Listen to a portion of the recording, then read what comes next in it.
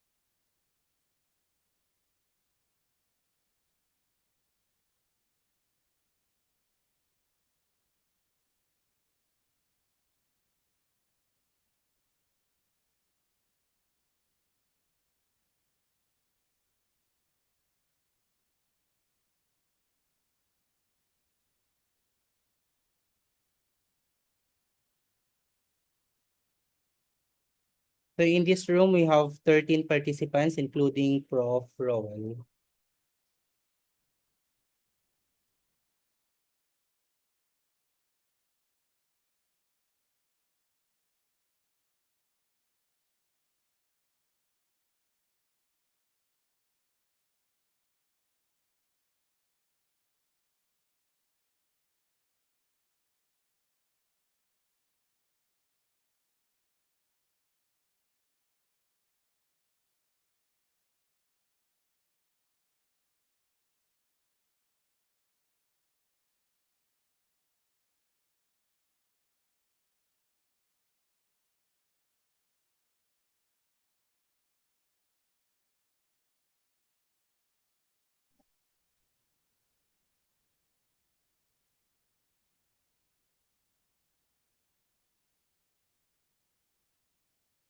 Hello, naririnig po ako? Yes, my ma'am Okay po ba yung audio? here. Okay, so let's start na po. Okay. Good afternoon, everyone. Before we start, so let us pray. In the name of the Father, the Son, and the Holy Spirit. Amen. Heavenly Father, we come before you today with grateful heart as we gather for this panel discussion. Thank you for the opportunity to learn, share insight, and engage in meaningful dialogue. Guide our thought and words so that they may bring wisdom and clarity. Bless our speakers, moderators, and participants with understanding and respect for one another's perspectives. And may this discussion be fruitful and contribute to knowledge and growth. We ask for your presence and guidance throughout these sessions. Amen. In the name of the Father, the Son, and the Holy Spirit. Okay. Welcome to our panel discussions on the role of digital resources in enhancing Aralin Panlipunan Grade 9 Economics. I am Lainey, and joining me as co-moderator is Sir Ruel. He is from Santo Tomas, Isabela. He holds a Bachelor of Science degree in Accountancy from St. Ferdinand College in Iligan City and has also earned 18 units under the Certificate in Teaching program at the Philippine Normal University. In addition, he is a licensed professional teacher, having passed a licensure examination for teachers with a major in social studies. Although he has yet to pursue a formal teaching role, currently he serves as the CAPEX Capital Expenditure Head under the Financial Control Division at Globe Telecom's head office. So we are honored to facilitate this important discussion, and our objective is to explore, analyze, and share the best practices and utilizing digital resources and assessment tools. And my co-moderator will introduce our panelists. Sir Ruel, the floor is yours. Thank you, Ma'am Lynn. Once again, good morning and good morning to everyone. Before we start, I would like also to formally introduce Ms. Lainey as my co-moderator. Ms. Lainey is from the vibrant Camarines Sur Bicol region. She graduated with a Bachelor of Arts in Political Science at Partido State University and earned 18 units of Certificate of Teaching Program units under Philippine University. She is a let passer in secondary education, majoring in social studies, but she is not yet in the teaching position. At present, she is an administrative aide 1 at the Department of Education Division of Camarines Sur. As we all know, digital resources have transformed education, particularly in teaching economics concepts in Araling Panlipunan 9. Teachers now have access to various technological tools that enhance learning experiences. Today, we will explore how these resources are being used, their impact on instructional materials and assessment, and the challenges educators face in integrating digital tools into their teaching. So today, we are excited to have our esteemed panel of experts who will share their insights on this topic. To move on, our first panelist is Mr. Arvin Maruya. Arvin is from Davao City, Philippines. He taught at the Ateneo de Davao University Junior High School for 7 years, handling 8th to 10th grade social studies subjects, world history, economics, and contemporary issues. At present, he is teaching 10th grade in world history, world geography in the United States of America. For our second panelist is Mr. Jojo V. Natawanan. Jojo is from Tanawan City, Batangas, currently handling Araling Panlipunan in Janapol Oriental National High School, grade 8 and 9 for 9 years. Had his bachelor's degree in public administration and governance at the Polytechnic University of the Philippines and had his certificate in teaching proficiency in the National Teachers College. Finished his Master of Art in Education major in Administration and Supervision at the Tanawan Institute Incorporated. Also joining the panelists is Mr. Ulysses Ferreria. He is currently working as an Administrative Officer 2 at the Department of Education School Division Office of Pangasinan 2. He finished his bachelor's degree of Bachelor of Arts, Social Sciences, Economics, and Psychology at the University of Baguio, University of the Philippines, Baguio. He earned his 18 unit of professional education at the UP Open University under the Professional Teaching Certification Program. And to complete the line of our panelists today, we also have Mr. Paul Leonard Redondo. Paul is from Subic, Zambales, currently teaching Araling Panlipunan Economics for 7 years at the Subic National High School under the Division of Zambales. He earned his bachelor's degree of secondary education major in social studies at the Kolehiyo ng Subic. And to move, Ma'am Lynn. Okay, thank you, sir. So our discussion will be divided into two segments. So the first will focus on what digital tools and resources teachers are using nowadays in teaching Araling Panlipunan. And the second will focus on what are the advantages and disadvantages of digital tools and resources based on your experience. Sir, well. To start with, we will be asking our panelists what digital tools and resources are being used in teaching Araling Panlipunan 9 today. So we will begin with Mr. Arvin and Sir Jojo, then followed by Mr. Ulysses and Paul. Mr. Arvin, the floor is yours. Thank you, sir. Thank you, Ma'am Lainey. Good afternoon, everyone, and good evening here. It's 10 p.m. here in the US, but I'm glad to be given the opportunity to share my experiences about using digital tools and resources. Is it okay, Sir Ruel and Ma'am Lynn, if I share my screen just very quick? Yes, go ahead, Sir Arvin. Yes, sir. Okay. Para po may visual aid. Nakikita niyo po? Yes, sir. Sir Arvin, visible. Okay, so in terms of teaching social studies here in the United States, the digital resources that were used are I will be introducing some applications, but first and foremost, the teachers here, all teachers are given their own laptops. And as what you can see in the photos presented, each teacher is also given other technological infrastructures. And all the students also, upon enrollment, and this is in a public school setting, they are given laptops. So aside from that, classrooms are also equipped with a projector and a touchscreen interactive flat panel. So with that, in teaching social studies, particularly economics, we have a software called Clever. And then lahat po ng resources ng school district andun na, like the learning management system, applications. It just takes the teacher to select which is appropriate for the students to use.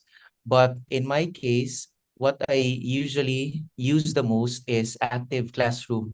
So in active classroom, hindi na po nagle-lesson plan yung teacher because these are already a collection of lesson plans, activities, student worksheets, and also assessments.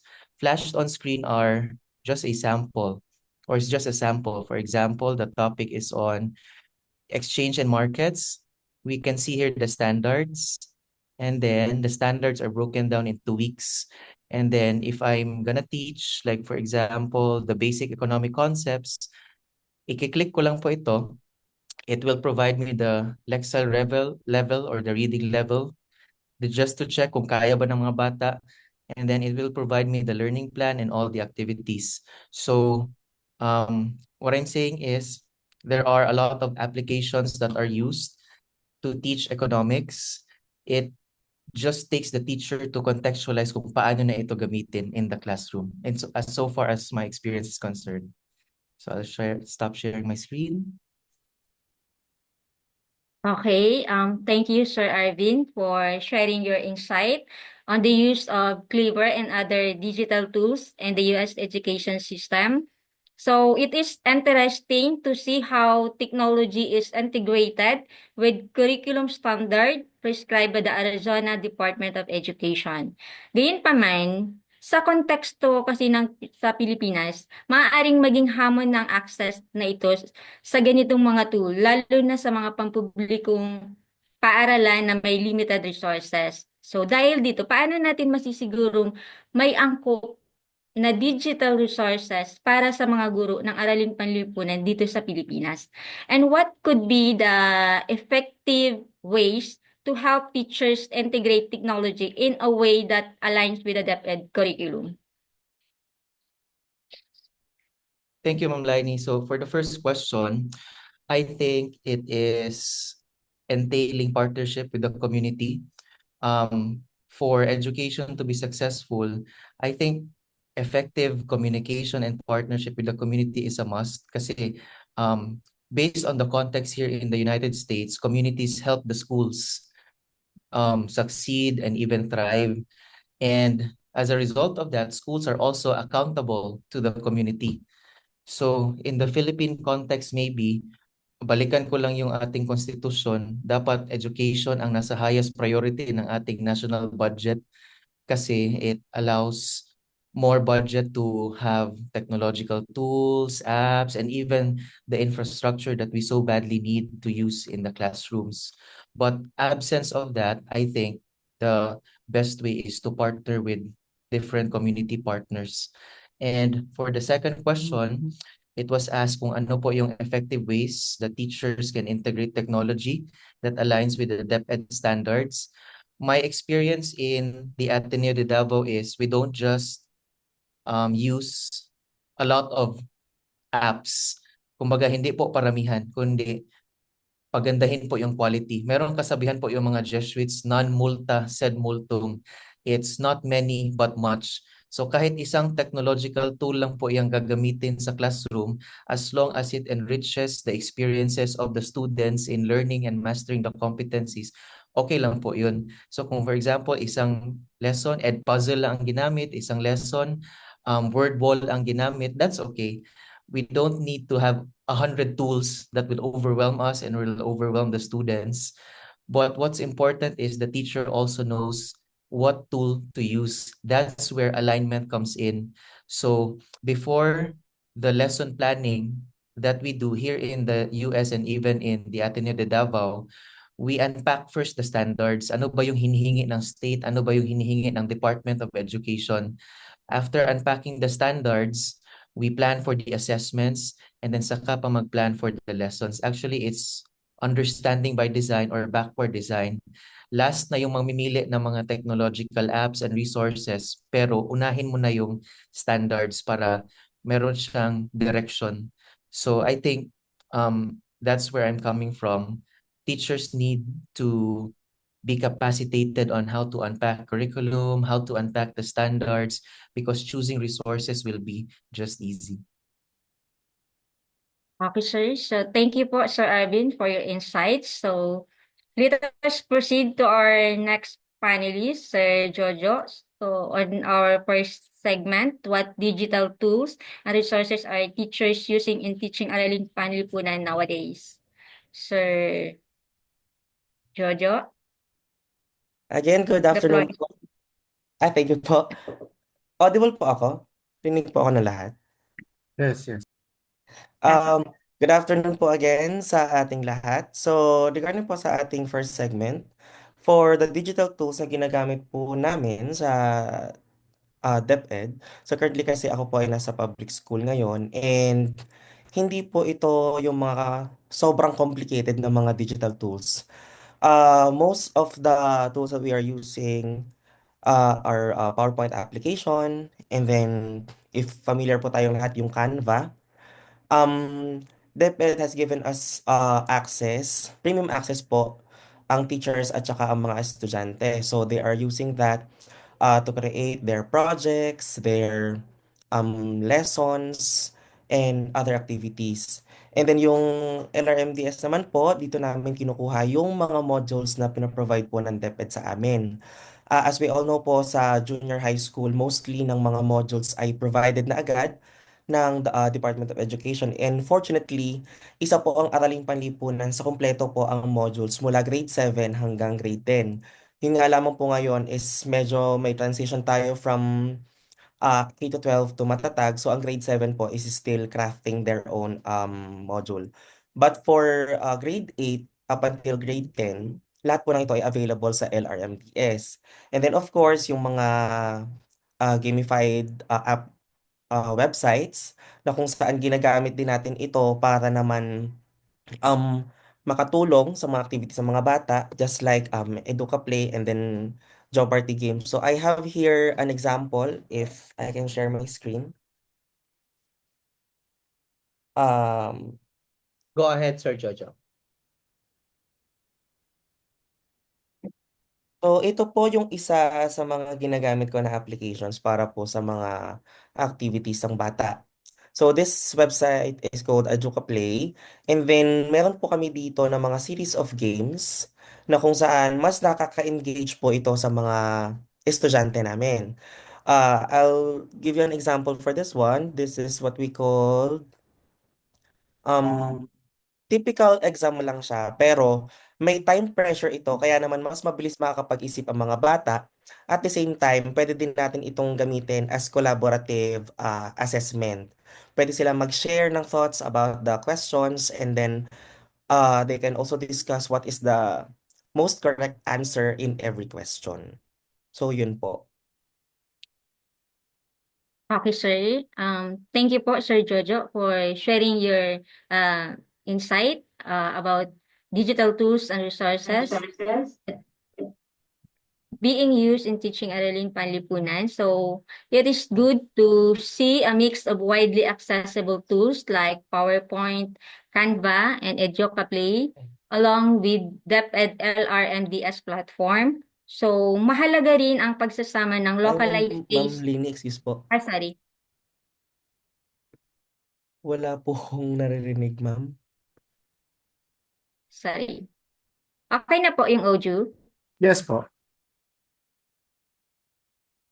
Okay na, Sir Jojo po. Ayun, okay na po, ma'am. Sorry po. So, ulitin ko pa. So thank you, Sir Jojo. So for sharing your digital tools and resources being used in teaching Araling Panlipunan grade 9. So it is good to see a mixed, widely accessible tools like PowerPoint, Canva, and Educa Play. So along with DepEd LRMDS platform. Pero mahalaga rin ang pagsasama ng localized case studies at video presentation upang gawing mas makabuluhan at malapit sa karanasan ng mga mag-aaral ang mga aralin.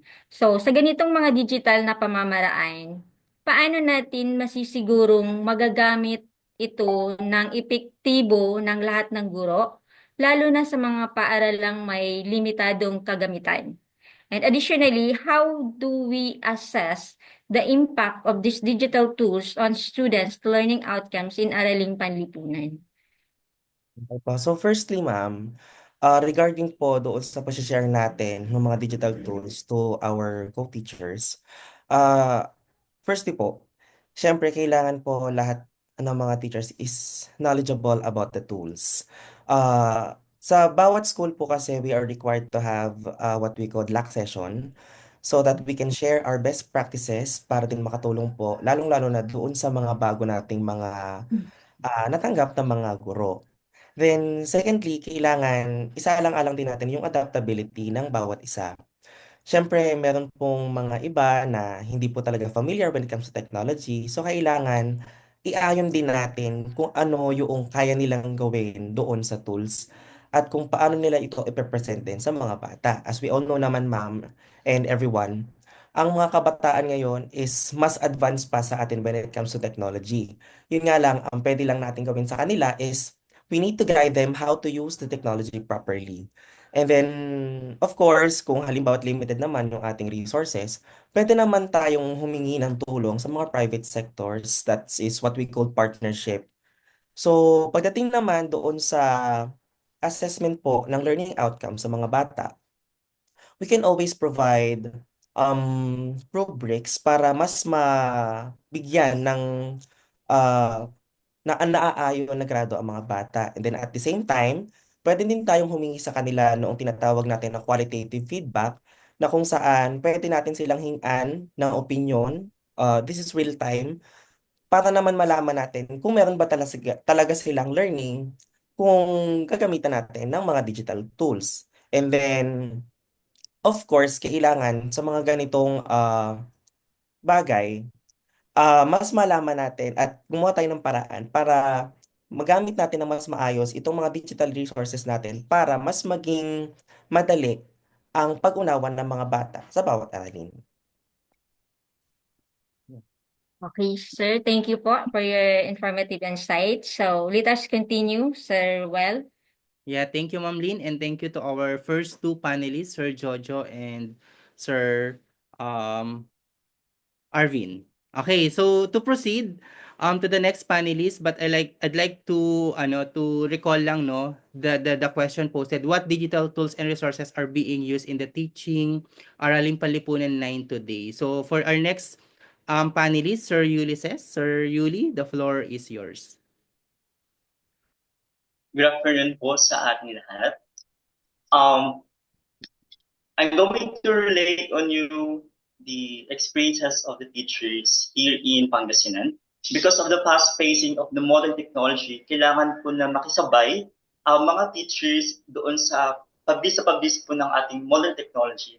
And ito po yung isa sa mga nakita po ng ating division office wherein gumawa po sila ng solutions. This is based on the experience of an interviewed teacher in grade 9 economics. She is situated in a school na nasa mountainous area po ng San Fabian, Pangasinan. So according to her, she used the Word Wall. It's a website that includes interactive games to make the learning fun.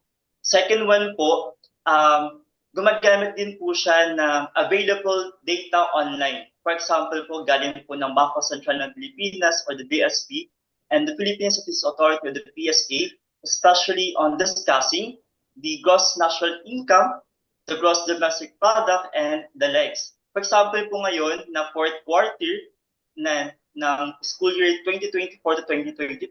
Ang topic na po sa grade 9 economics ay tungkol po sa iba't ibang sektor. For example, the agriculture, industry, and services, wherein gusto pong ipakita yung available data online and then going to analyze that one inside the class. Third one, fortunately, ang Schools Division Office of Pangasinan 2 ay nag-provide po ng folder in the G Drive for the e-modules. They can access this one using their DepEd email. Wherein, doon po sa G Drive po na iyon, so e-modules po na iyon, nakikita po doon yung localization on the concepts of economics. Especially po here in Pangasinan. Kasi we are known for the agriculture and fishery. And then the fourth one, she also used the interactive PowerPoint presentation. This interactive PowerPoint presentation has been the product of the recently held seminar workshop which conducted in the first quarter of school year 2024 to 2025. In this seminar workshop po, according to her, na-invite po yung mga teachers na nagtuturo po ng Araling Panlipunan, guided by our EPS, the Education Programs Supervisor, na nakatanggap sila ng tulong coming from the experts or the consultants in the field, from elementary po ito hanggang high school. Thank you po. Ayan. Maraming salamat sa iyong insightful response, Sir Yuli. And, na-point ko dun, no, you have provided a clear or klarong practical overview of the digital and resources used in teaching Araling Panlipunan 9, lalo-lalo na economics. And, na-mention nyo po yung word fall for interactive learning. Very practical and realistic interaction yung data na galing sa BSP and PSA for real world economics discussion. And also yung Google Drive e-modules prepared by your division in Pangasinan, highlighting how teachers leveraging technology to make lessons plan or lessons more engaging and informative. Also, you mentioned that the use of interactive PowerPoint presentations, so especially those from recent professional development workshops, shows a strong commitment to innovation in teaching. So gayunpaman, my question is, paano or how can this school support teachers in adapting to technology? Meron po ba kayang specific strategies being implemented to bridge the digital for students? Thank you po, Sir Roel. In this case po, dito na po papasok yung part po namin na nasa non-teaching side of the school. As an AO po, hawak ko po kasi ang inventory. So supplies po kami. As a supply and property custodian, check po namin yung mga office equipment na available in this school. Luckily, yung school po na nasa bundok ng San Fabian po ay nakatanggap ng 5 laptops under the DCP or the DepEd computerization program ng ating department. Nakatanggap po sila ng 5 na laptop and then meron po itong including po na mga software na pwede po nila magamit. So as a property custodian po, check po namin kung sino po yung mga teachers na nakatanggap na po ng ganoong klaseng advantage or laptop, or sino po yung mga teachers na gumagamit ng own laptop nila. Tapos, check din po namin yung inventory for the tablets. Kasi po, during pandemic, nakapag-provide din po ang department, ang DepEd po ng mga tablets po for our learners. Pero ang problema po kasi dyan ay hindi po sapat o hindi po lahat ay nakatanggap ng tablet. So, titingnan pa rin po ng ating school heads kung ano po yung mga paraan na pwede po natin gawin. For example po, pakipag-collaborate or pakipagtulungan sa ating mga stakeholders. For example, doon po sa ADAPT ay school program po natin in this school na kung saan tinatap po natin ang LGU or ang barangay na kung saan pwede po sila makapag-provide ng makapag-donate ng mga kagamitan para sa ating mga mahal na guro at mga estudyante. Ayan, maraming salamat, Sir Yuli, and it's good to hear, no, na that the department is really helping our can I call this yung mga malalayong lugar like in San Fabian kasi San Fabian in Pangasinan sobrang layo niyan to the cities mga ganyan. And it's good to hear din that in this panel discussion ang ganda ng combination we have teaching and non-teaching personnels here in the room. So ang ganda ng sharing on the on this segment. Sige, so let us proceed to the next panelist. Sir Paul.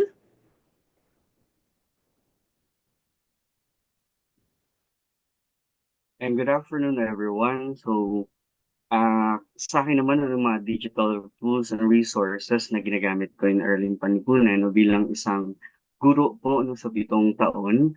Ayan, economics yung isa sa mga paborito kong ituro kasi ito po yung napapanahon talaga. And one of the activities na ginagamit ko as part of my discussion is yung Kahoot. It's a game-based learning platform that brings engagement and fun. And alam natin, no, ang Araling Panlipunan is one of the boring subject no, na tinatag ng mga students. And I really, tawag doon, ipinangako ko no, when I was studying in college na kapag ako ay naging isang guro ng Araling Panlipunan, no, susubukin ko talaga maging mahusay at hindi boring na teacher. Sabi nga, there is no boring subject, only boring teacher. So I make sure talaga na in everyday classroom discussion, no, talagang interactive and engaging siya. And Kahoot, no, is one of the uh, applications or online digital tools na pwedeng gamitin, no. Ako kasi mahilig po akong magpa-quiz based, no, na instruction or discussion. So first, kasi nasusukat natin yung prior knowledge no, ng mga mag-aaral before we engage into the classroom discussion. And then second, kapag nagsagot na sila, doon ko tinatanong no, kung bakit yun yung napili nilang sagot. And then later, mag-reveal natin no, yung tamang sagot. And talagang fun games lang talaga. Sabi nga natin na learning should be fun. Kaya yun yung mga ginagamit ko. And next is part of the training ko last time when I attended the national training on civic education. No, isa sa mga natutunan ko yung paggamit ng meta card. So mahilig po akong magpa sticky notes on class discussion. So for everyone no in the group, no hindi lang pwedeng pabigat ka sa grupo pero ang bawat isa o miyembro ng kanilang pangkat ay nakapag-aambag talaga. So, kasi yun yung layunin talaga naman ng Araling Panlipunan, no? Turuan yung ating mga mag-aaral na maging mapag-ambag, no? May pakialam, may pakikibahagi. No? Sa loob pa lang po ng classroom, develop na rin natin yan. So, since no, nagkaroon po ng pandemic, no, isa sa mga natutunan ko yung paggamit ng Padlet. No? Ito yung kahalintulad ng mga social media platforms na ginagamit po natin, no? Lalo na ng mga kabataan. So tulad po ng Facebook and ng Instagram, where students, no, yung sa Padlet po, they are sharing their answers dun sa mga inquiry-based natin na discussion. No? Tulad ng mga paglalahat, yung sa paglalahat, yung sa paglalapat, sa pagpapahalaga. So each students were able to share their own answers. No, dati kasi sa room, no, in the classroom setting, sticky notes. Tapos there will be time na babasahin or they will be given time no to read those answers no lalo na sa board. Pero since nagkaroon na ng mga panahon ng pandemic no and then yung sobrang init no sa classrooms, so nagkakaroon ng synchronous classes na lang. So, tinry ko rin gumamit po ng Padlet. Wherein, napapractice pa rin yung pagiging democratic ng classroom na nagbibigay sila ng sagot and they are able to share their answers, mababasa din ng mga kaklase nila. No, tapos, ang ginagawa ko doon na hamon po ay parang ma-make sure ko lang, no, parang very UPO yun, no, may discussion forum. So, nababasa ng mga kaklase. Then they are able to like or heart or share or i-rank nila yung accordingly, no, or they can comment or post or reply to the answers of their classmate. No, para may interaction pa rin talaga. Even magkakalayo kami ng bahay. And yun nga, aside from the Kahoot and Padlet, no, meron naman yung Padlet, no, it's it offers a beautiful boards and canvases, no, lalo na for visual thinkers and learners. So most of our learners kasi ay mga visual learners talaga sila. So itong boards na to, it collect and organize and present anything. So usually dito kami nagko-collaborate. So any time of the day or sa mga susunod na araw, they can access, no, kahit na ah nandiyan lang siya, naiiwan lang siya. So I also use the interactive PowerPoint, no, para pagka may sagot sila, ayan, i-click lang nila yung PowerPoint, no, magsasabi yan kung susubukang muli or nakuha na nila yung tamang sagot. And I actually studied na yung pag-hyperlink, no, during our EdTech classes in college. And yun yung isa sa mga natuwa talaga ako, no. So bilang isang media arts teacher din, no, ini-incorporate ko yung mga natututunan ko at itinuturo ko in 80 classroom. So dito sa interactive PowerPoint, kapag offline kami or wala kaming in-person classes, pagka sinend sa kanila yung PowerPoint, no, in PPTM format, ayun, pwede nila siyang laruin sa bahay. Ayan. And syempre lastly, no, the Google Forms. Ang pinakamabilis na makakuha ng evaluation is with the Google Forms. So far, ito yung mga digital resources po na ginagamit ko in Mayaraling Panlipunan classes.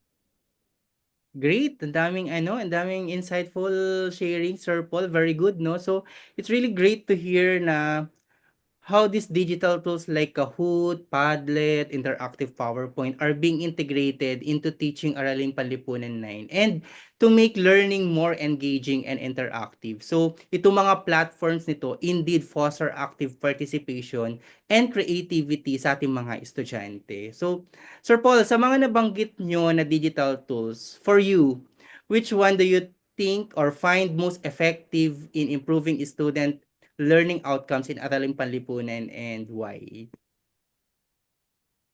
And siguro based on my experience talaga, no, yung Padlet, no, is one of the effective na pwedeng gamitin as a digital tool for learning, no. Kasi aside from sharing their own learnings, no, they could also learn based on the answers of their other classmates. So dito pa lang, nagkakaroon na talaga ng collaborative learning o yung magkatuwang na pagkatuto. And syempre, dito nakaka-form sila no, ng sarili nilang sagot, pero nai-integrate din nila yung sagot ng iba na it might be dito sa part na to tama ako or dito kailangan pang i-improve, no. And then we are able to share, no, yung mga answers din nila sa isa't isa, no, through the online platform. Nice. Okay, thank you, Sir Paul. So, I hope everyone na ma-familiarize natin ang paggamit din ng Padlet like Sir Paul. So, let us proceed to the next segment. Ma'am Lynn? Yes, sir. Thank you. So now let us proceed to the next segment. So to our panelists, what are the advantages and disadvantages of digital tools and resources based on your experience? So let us start with Sir Yuli and Sir Paul, then followed by Sir Jojo and Sir Arvin. Hello po ulit. Good afternoon po sa atin. So, in this case po, no, on the advantages and disadvantages, unahin ko po muna yung advantages ng digital tools and resources based po sa experience ng mga interview ko teacher. So, according to them po, yung digital tools na to, it helps them to improve their creativity as the teachers and also to their students. Nagkaroon din po ng easier way to create instructional materials. Tapos po, nakapag-promote din po ito ng active participation and higher order thinking skills for their students. Dahil po iyan sa more access in the diverse resources that we have right now. For example, nga po yung nabanggit ko po kanina na WordWall, yung website po, same time po yung mga data online po na available po na pinrovide ng ating gobyerno. And for the disadvantages, makikita po natin ito sa mga part ng mga teachers na medyo elderly na po because they are subjected for who are not tech savvy. Meron silang difficulty to adopt in modern technology. For example, right now po kasi, doon po sa school na nasa bundok po, marami na po ang mga matatandang teacher po doon. Kokonti lang po yung mga bata. So there's a problem on how these teachers na makisabay pa rin doon sa pabago-bagong takbo na ating mundo po. Sa mabilis na takbo na ating mundo in terms of the technology. And the second one po ay nagkakaroon din po ng digital divide wherein meron pong unequal access to technology. This is so happen dun po sa mga teachers na wala pong sariling laptop. Dun po sa mga classrooms din na hindi po naaabot ng internet connection ng school. How are they going to give or para po nila magagamit yung iba't ibang interactive na websites kung hindi po naaabot ng internet connection ng kanilang classroom. So doon po nagkakaroon ng unequal access to technology. Okay, sir. Thank you, Sir Yuli, for highlighting both the benefits and challenges of integrating digital resources into teaching and learning process. So it is clear that these tools not only enhance creativity amongst teachers and students, but also make instructional materials development more efficient, and more importantly, digital resources foster active participation in higher order thinking skills by providing diverse learning. So with that, sir, how do you think we can bridge these challenges while maximizing the advantages of digital resources in teaching materials? Sir Yuli po. In the case po sa teachers na nasa bundok po kasi, in that case po kasi medyo kokonti po sila. Kapag kokonti, mas compact. So meron po tayong tinatawag na tulungan system for those teachers. So for example, si teacher po na medyo senior na, sabihin niya po yung kanyang problema doon sa naka-assign po na head teacher. And this head teacher will open the problem to this school head.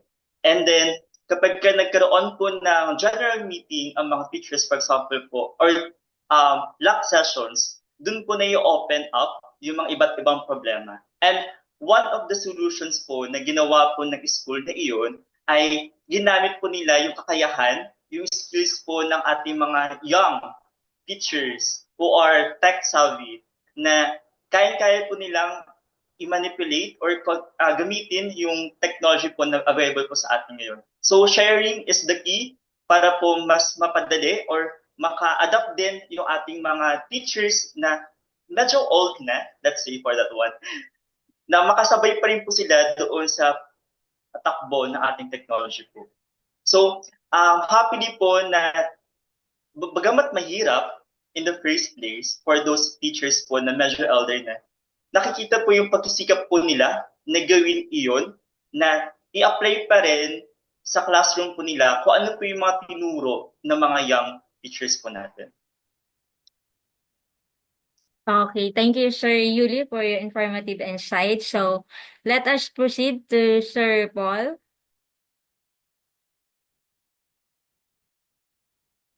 Sir Paul. And good afternoon once again. Yes, Ma'am Lynn.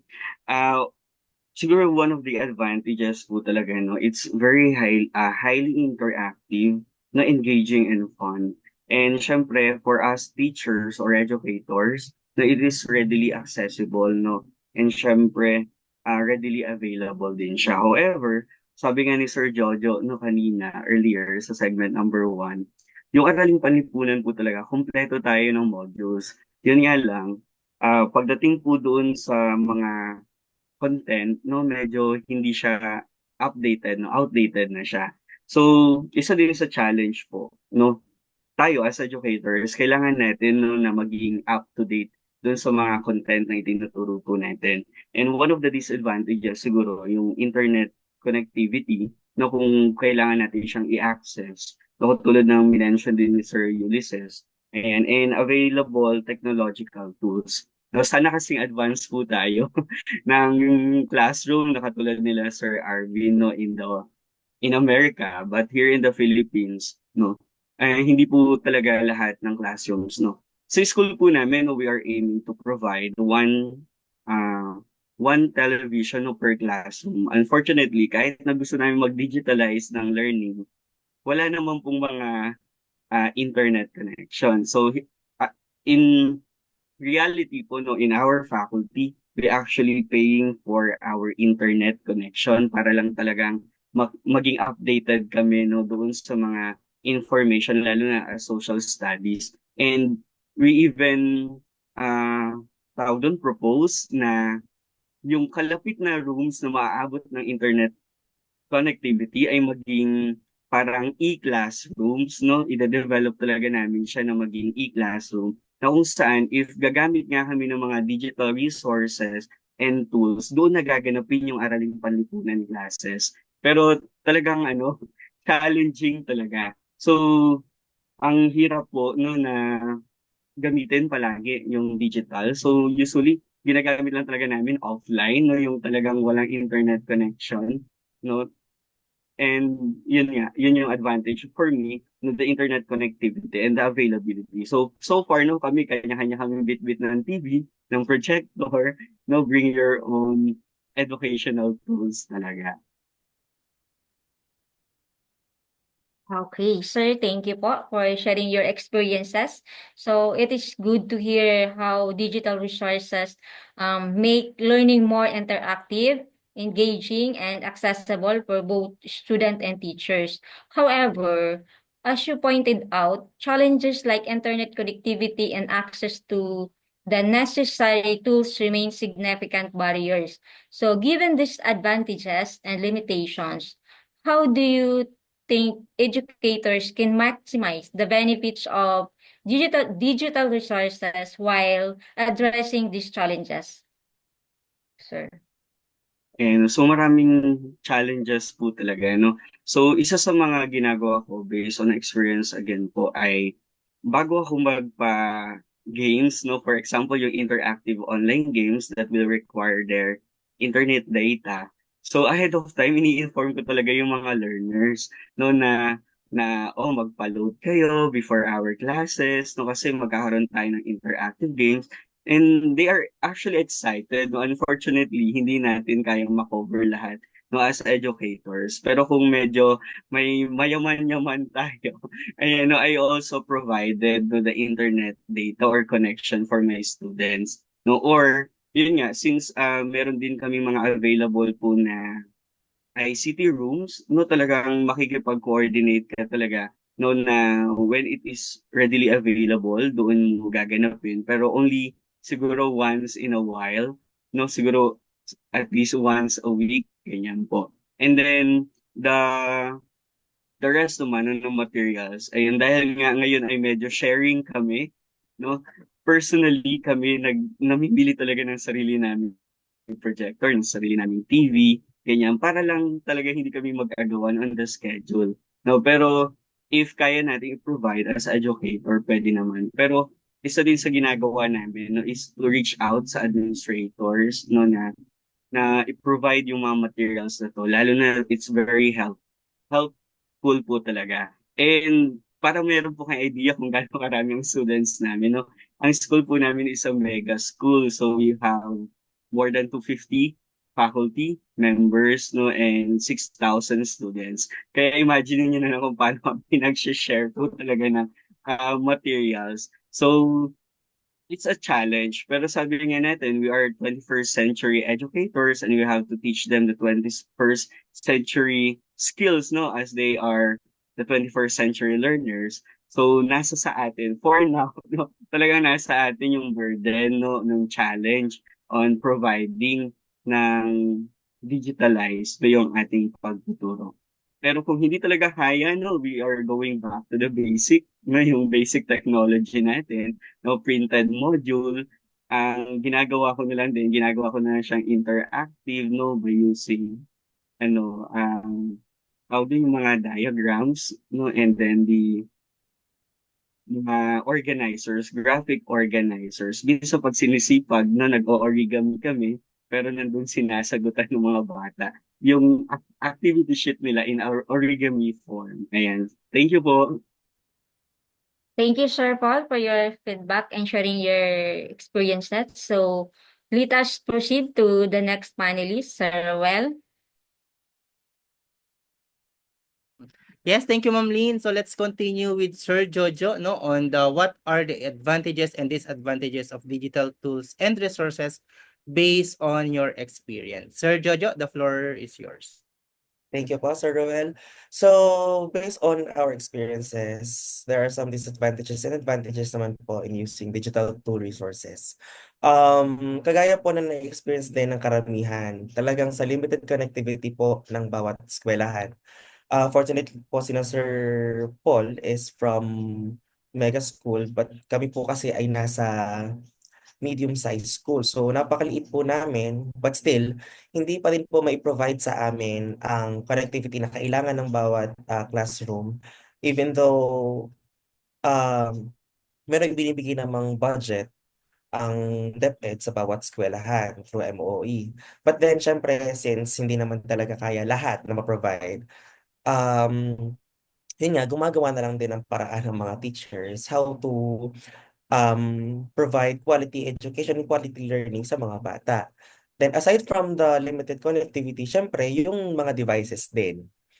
Tapos minsan yung mga unexpected power interruption kasi alam naman natin na pag may digital resources, kailangan okay din ang ating electricity.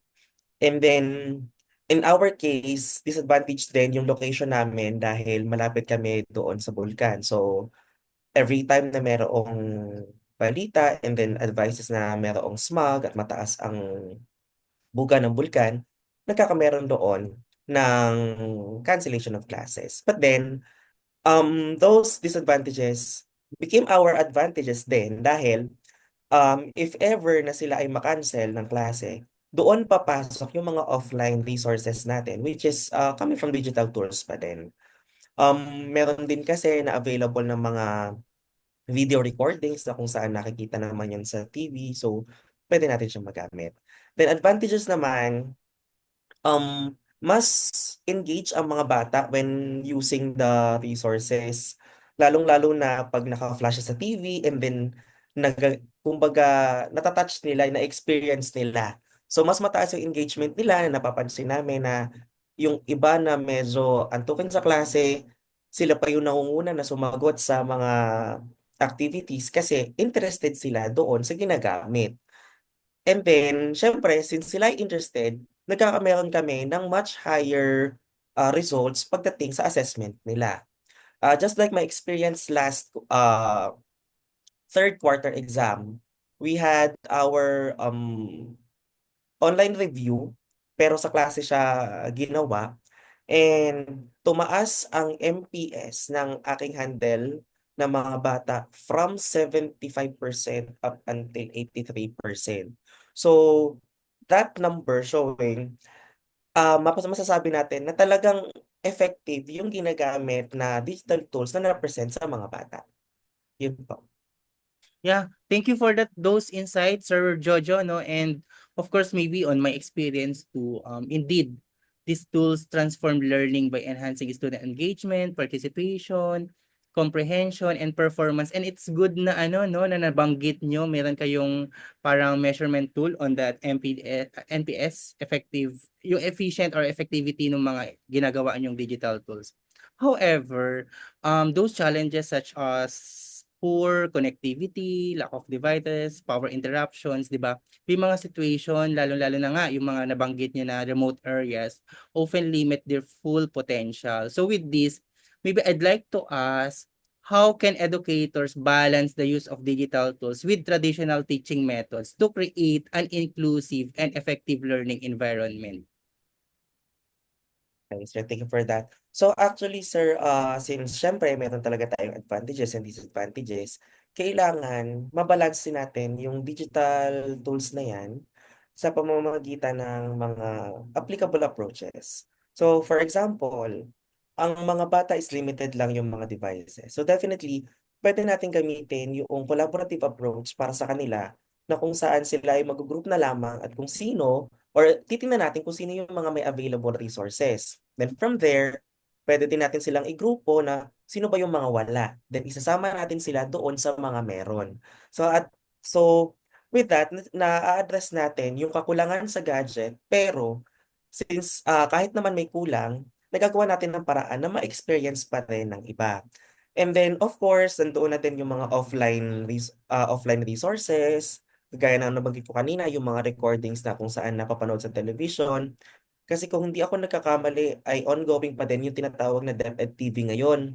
Na ginawa pa noong pandemic, pero nagraran pa rin siya hanggang ngayon. So, malaking tulong ito sa mga bata, lalong-lalo na doon sa mga bata na kung saan nandoon sa mga remote areas na limited lang talaga yung mga resources nila, kagaya ng meron lang sila mga radyo or excuse me, or television. So, sa pamamagitan ng mga yon, mas na-access nila yon kahit medyo malayo at kapos sila doon sa mga kagamitan. So, yun po. Okay, thank you, Sir Jojo. Great to hear that from you, no? So, to proceed with our next panelist, Sir Arvin, the floor is yours. Thank you, sir. So, for the advantages of using digital tools and resources, unang-una talaga dyan, it makes life easy for everyone, not just the students, pero the teachers and also the admin. Mas madali mag-design, mag-facilitate, at mag-assess ng learning. Masarap din magturo kasi andyan na lahat ng resources. Baga iisipin na lang ano kaya yung gagamitin ko, ito ba, ito ba, ito ba. So that's one big and huge advantage. Kagaya ng isang resource na bago lang namin pinag-aralan as a PLC team sa aming school, merong Magic School tsaka DFIT. So, kung merong kailangan na lesson, AI yan siya. Merong kailangan na lesson, just type a standard. It would suggest activities for you. So, maybe just to support the claim na it makes life easy for everyone. And then another point is students are also given all the resources that they need to succeed. So, they're given their laptops, they're given their computers, they're given their textbooks, lahat na nandyan, so that they would be able to best learn competencies and standards. However, yung disadvantage lang ng digital tools and resources is first, pag nawala yung Wi-Fi, plan B talaga. Meron yung isang time sa kahit na Amerika na ito, nawawalan pa rin sila ng Wi-Fi. So, yung mga bata, anong gawin natin? Hindi na namin alam anong gawin namin. So, there must be a plan B. Kasi, yeah, fluctuations happen. Second is, it's a really big learning curve. Dito, meron pang mga edad 68 na nagtuturo na sa teaching profession pa rin. Meron na mga nag-retire pero bumalik pa rin as a teacher. But nagrereklamo sila na ang hirap naman ito every year, pabago-bago ng technology, pabago-bago ng mga pinapagamit sa ating teachers, but what they still learn. They admit na the learning curve is quite high kasi nga bago ng technology, but they still learn. Third is yung na-mention ni Sir Jojo kanina, the selection of appropriate tools based on the student context. So this challenges the teachers to select tools that are relevant, tapos varied din. Kasi in my own experience, pag isang strategy lang ginamit, naboboard na yung mga bata kahit gaano pa yun siya ka-engaging at first. So there needs to be a variety of tech tools. And then finally, fourth, and I think this experience is unique in what I see here in the United States is, yes, the students here have everything that they need, digital tools, cell phones, and whatever. Pero on the part of the teacher, it requires good classroom management. Kasi nga, whenever they are with their cell phones, it's a constant battle every day. Di ko lang alam kung nababasa niyo sa news yung struggle ng teachers and school districts with the students and their cell phones. It really is a struggle. Like, I've experienced handling a class na lahat sila naka-cellphone. So, you need to call security for backup. umabot sa ganong point. But yeah, those are mainly the four disadvantages that I see. Thank you, Sir Arvin, on those very insightful points, no, and it's clear, sobrang klaro that having the right infrastructure such as campus-wide Wi-Fi, school-provided laptops, etc., that you have mentioned, um, significantly is the transition to digital learning. So it also helps streamline lesson planning through simplified approaches like what, why, and how framework, no. However, despite these advantages, the student behavior and engagement remain a common challenge when integrating technology into the classroom. So my question or my query siguro, no, how do you manage student behavior and maintain engagement when using digital tools in your teaching? Thank you, sir. So, siguro the big idea there is to manage technology at the same time, foster a positive environment conducive for learning pa din is create relationships with the students, explain the big whys of the lesson to the students, and create and establish those parameters. It will not happen overnight, and it will be a painful process, but once you are consistent with your classroom management routines, especially with the responsible use of technology, bumibigay din ba, sir? Sorry. Mahirap at first, bumibigay sila sa mga request ng teacher. Mahirap at first kasi there is resistance. Ayaw nilang sumunod. Dito lalo na mga estudyante, very vocal. They are, yung hindi kagaya sa atin na i-sugarcoat yung mga gustong sabihin, nagsisearch ka pa sa atin, parang nasa on stage talaga tayo, nasa pedestal dito. Hey Arvin, I don't wanna learn that lesson. Parang ganun yung style nila. So, consistent reminders, consistent classroom management techniques, consistent also yung mga behavior protocols. I think that will contribute to a more conducive learning environment with technology. Yeah. So thank you, Sir Arvin. No, that's great. That's great to hear from you. So let us proceed. I think we have two parts of the panel, the open forum, and then the closing remarks. I think we still have 8 minutes, no, since we started late at 1:10, so we can end this panel discussion at 2:10. So it's 2:03. I think we have 7 minutes. So at this point, Ma'am Lynn, we can entertain some questions from the audience if they have. Ma'am Lynn?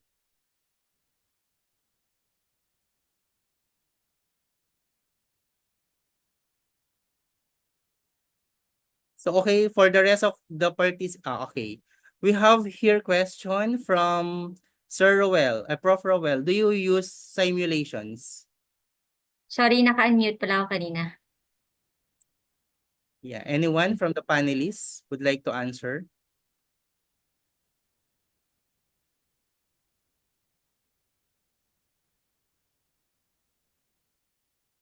Sir Jojo?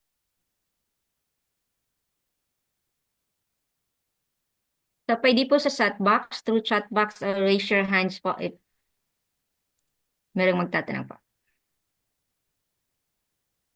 Hello po, sir. So, actually po on our end, hindi siya exactly na simulation.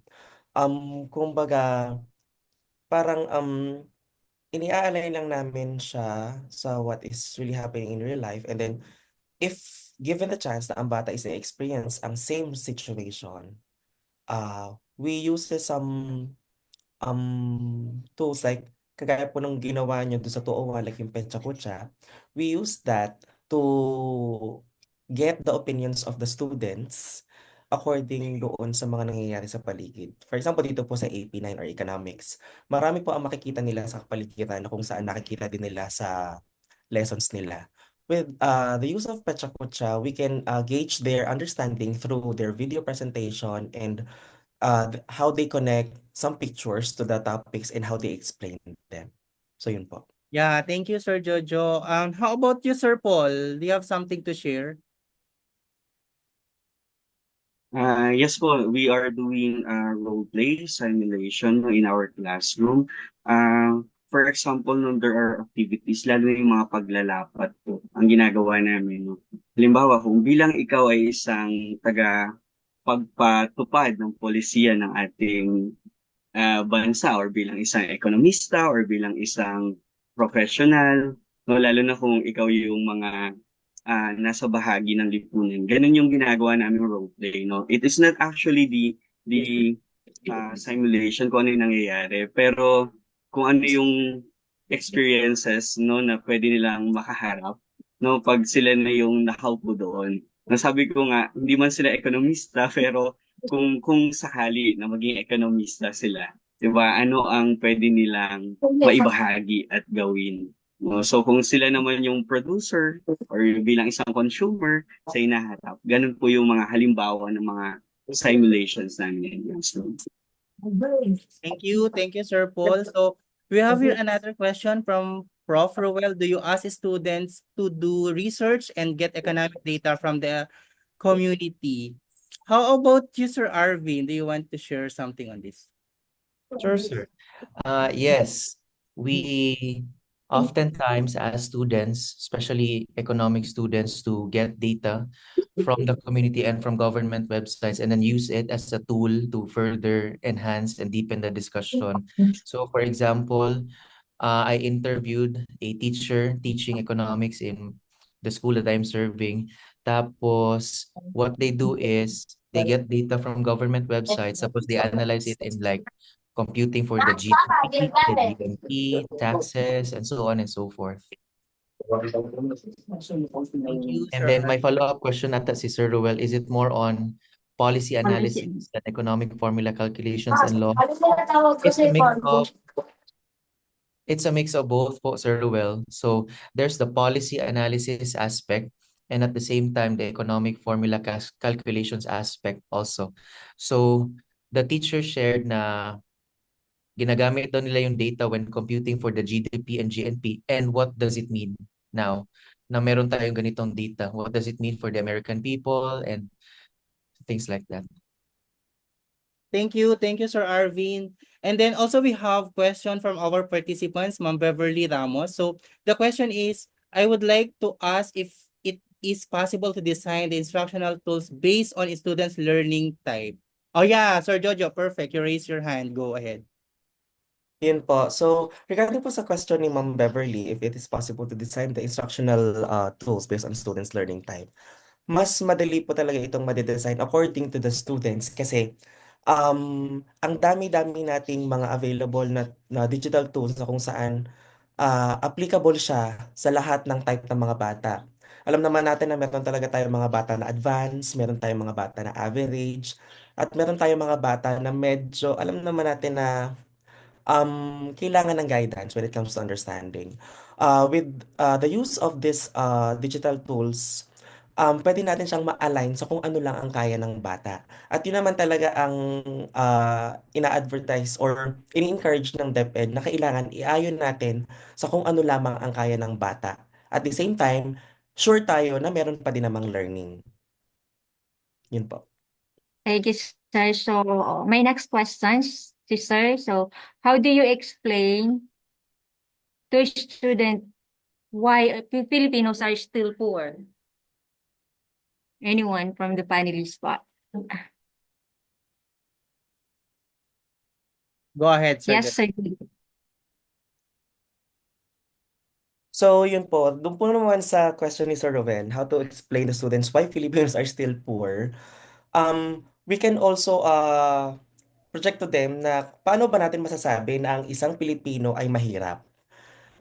Doon pa lamang po, pwede po nating ipaliwanag muna kung paano natin ginigauge yung kahirapan sa ating bansa. And then from there, explain natin na kailangan ang Pilipino isang kaka-earn ng ganitong amount para masabi na sila ay middle class, na ang isang Pilipino dapat isa kayang bumili ng ganitong mga bagay para masabi na medyo maayos ang kanilang pamumuhay. So, through those computation po, kagaya po nung sinabi kanina ni Sir Arvin, the computation of GNP and GDP, pwede din po nilang mai-connect ito kung paano ba ang connection nito sa pamumuhay ng isang tao. So, yun po. Poverty is covered. Yes po, sir. Covered po ang poverty sa topics ng economics po sa Araling Panlipunan, as well as nagpo-proceed po ito sa contemporary issues po sa grade 10. Okay. Thank you, Sir Jojo. I think two raises their hands, Ma'am Fritzy and Sir Ulysses. Sir Uli, let's give way to Ma'am Fritzy first. Hello po, good afternoon. Yung discussion niyo was very interesting since for me as an online ESL tutor, I also use online applications for teaching.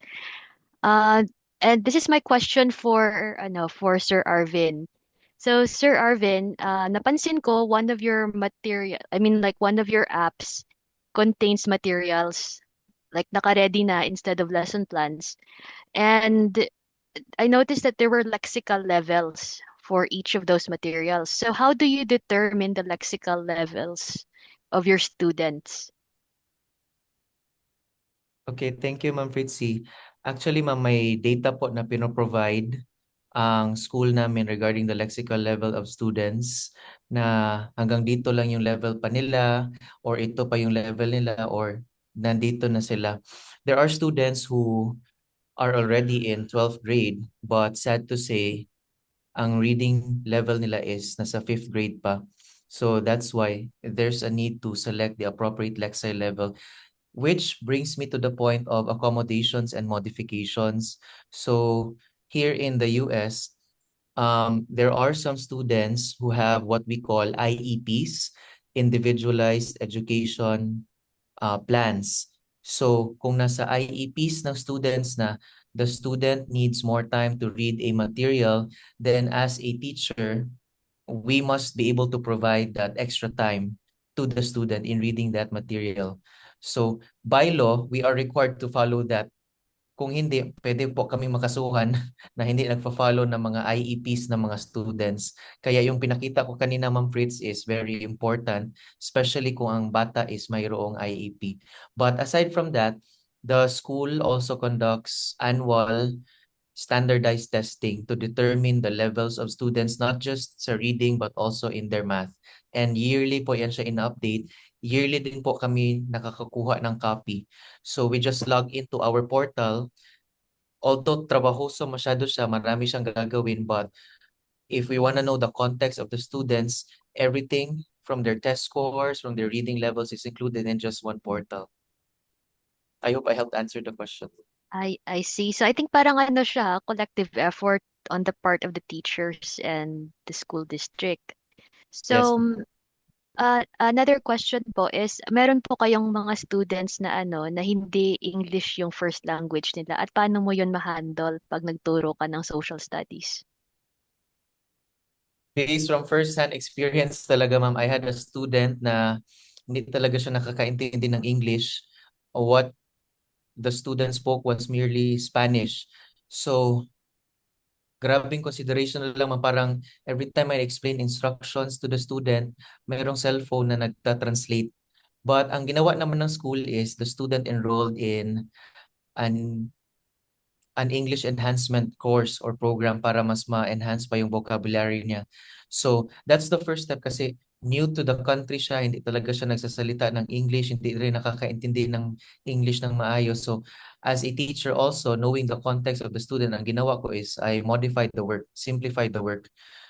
So, usually the other students would get maybe 3 problems, 3 examples, but for the student, a lot of examples were given.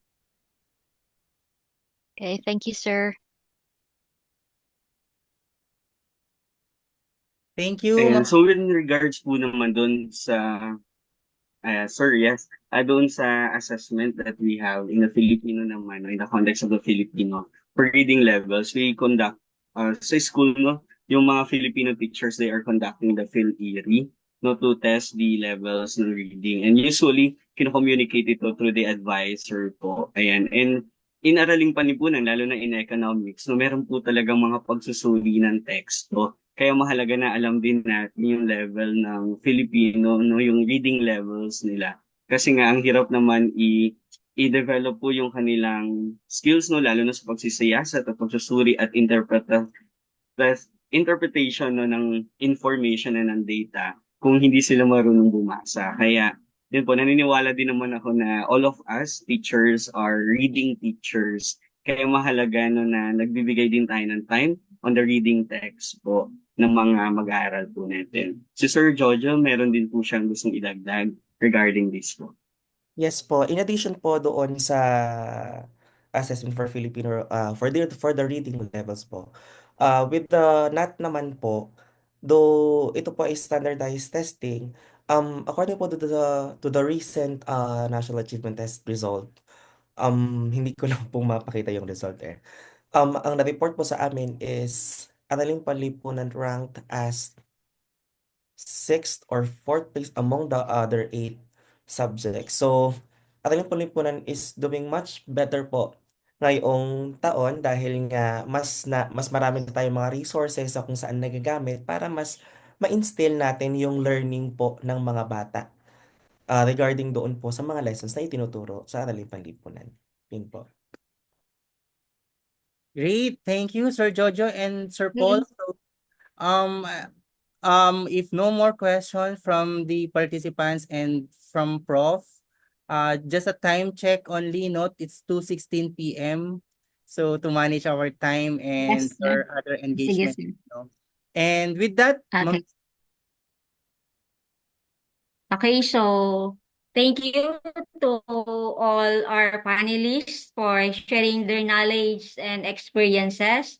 And thank you to our audience for your participations. And also especially to our Professor Sir Ruel Cantada. Thank you, sir. And we hope this discussion has provided valuable insight into how digital resources can enhance learning in Araling Panlipunan. thank you, Great Ma'am night. Lynn, no? So that's So, Sir Ruel.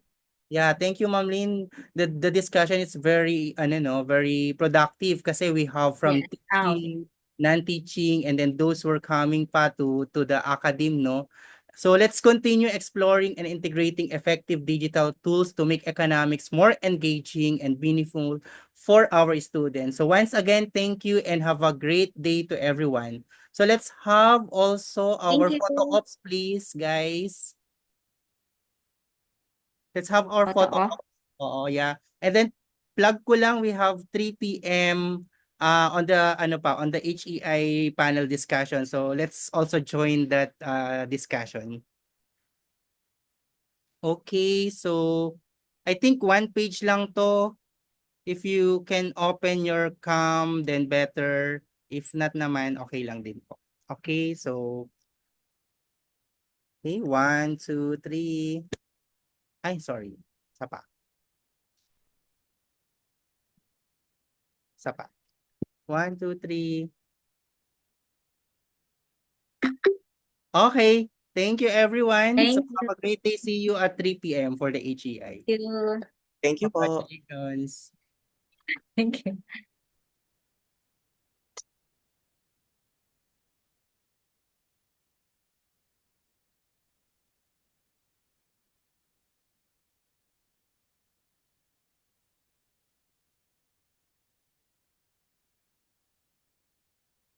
Stop recording na Congrats po tayo. Wait lang. Wow, May double nag-record pa po. done. Double